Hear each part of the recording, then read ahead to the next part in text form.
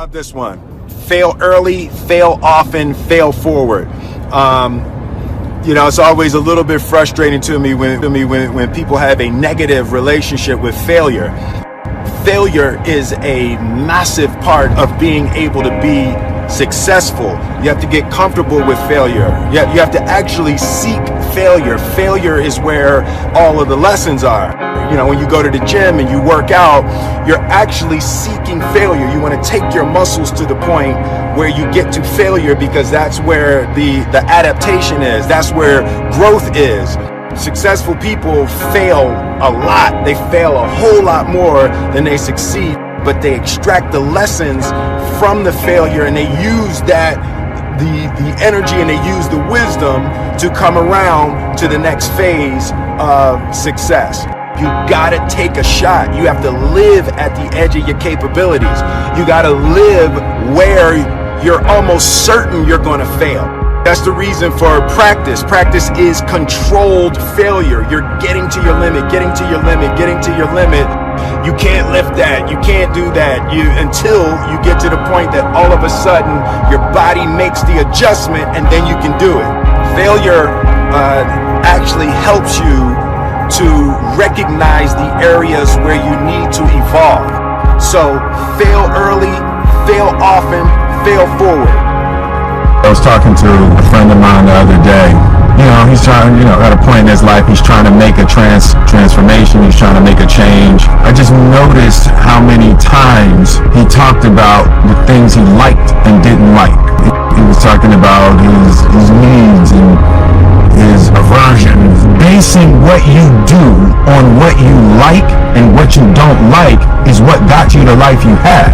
Our likes and dislikes are based on our parents and based on bad habits. So I was suggesting removing like and dislike from the decision-making process and asking yourself, is something right and is something true? For example, somebody talked to you in a way that you don't like. You may not like how the person talked to you, but it's of a greater benefit for you to ask yourself, is what they're saying right? Is it true? So right perception is what is going to get you right actions.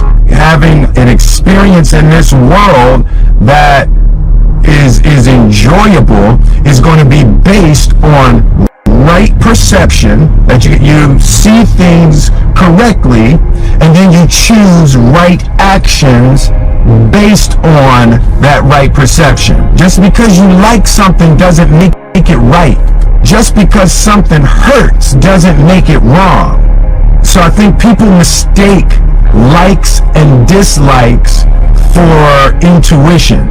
I am suggesting that we pay less attention to what we like and what we don't like, and we ask ourselves, what is right? And that's all I'm going to say about that. So me and Jada was reflecting about love, and I asked her, I said, what does she think was, one of the biggest revelations that she had about love? She said that you cannot make a person happy. And I thought that was a real deep idea. You can make a person smile, you can make a person feel good, you can make a person laugh, but whether or not a person is happy is deeply and totally and utterly out of your control. I remember the day I retired. I literally said to Jada, that's it. I retire. I retire from trying to make you happy. I need you to go make yourself happy and just prove to me that it's even possible. And after we cracked the hell up, we started talking about, we came into this false romantic concept that somehow when we got married that we would become one. And what we realized is that we were two completely separate people on two completely separate individual journeys, and that we were choosing to walk our separate journeys together. But her happiness was her responsibility, and my happiness was my responsibility. And we decided that we were going to find our individual, internal, private, separate joy.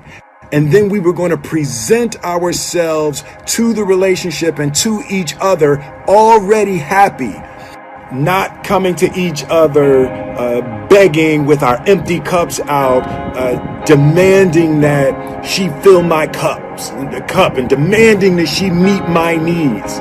It's unfair and it's kind of unrealistic and can be destructive to place the responsibility for your happiness on anybody other than yourself. I was just having a debate with a friend of mine, and we got stuck on the difference between fault and responsibility. She kept talking about how something was somebody's fault. And I was like, it don't matter whose fault it is that something is broken if it's your responsibility to fix it. For example, it's not somebody's fault if their father was an abusive alcoholic, but it's for damn sure their responsibility to figure out how they're going to deal with those traumas and try to make a life out of it.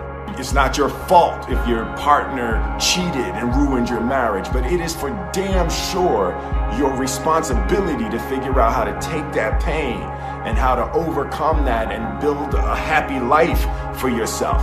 Fault and responsibility do not go together. It sucks, but they don't. When something is somebody's fault, we want them to suffer. We want them punished. We want them to pay. We want it to be their responsibility to fix it, but that's not how it works, especially when it's your heart. Your heart, your life, your happiness is your responsibility and your responsibility alone.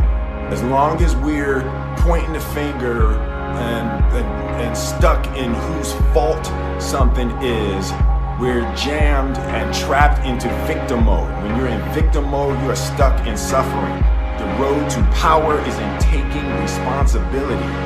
Your heart, your life, your happiness is your responsibility and your responsibility alone. Taking responsibility, accepting responsibility is not an admission of guilt. Like you're not admitting that you're at fault. Taking responsibility is a recognition of the power that you seize when you stop blaming people. It's not like you're letting somebody who wronged you off the hook. Like taking responsibility is an act of emotional self-defense. Taking responsibility is taking your power back. I believe that self-discipline is the definition of self-love. That when you say that you love yourself, that means that you have behavior towards yourself that is loving. It's like you say to yourself, hey man, look, I know you want to eat that pizza and it'll be really good, but I can't let you eat that, man, because if you eat that pizza, you're going to feel like shit, and I love you too much to let you eat that. And I think the word discipline has kind of gotten a bad name. We think about it in terms of punishment. I'm not talking about discipline in that way. I'm talking about discipline in the sense that you forego immediate pleasure. I know you and that girl got a real connection. I know y'all vibe, but that's your girl's cousin. So I love you too much to let you do that. Self-love is, hey, look, I know you got a test on Monday, and I know you really want to go out with your friends, and Saturday night you want to go out, but if you fail that test, you're not going to feel good about yourself. I love you too much to let you go out tonight. Self-discipline is self-love.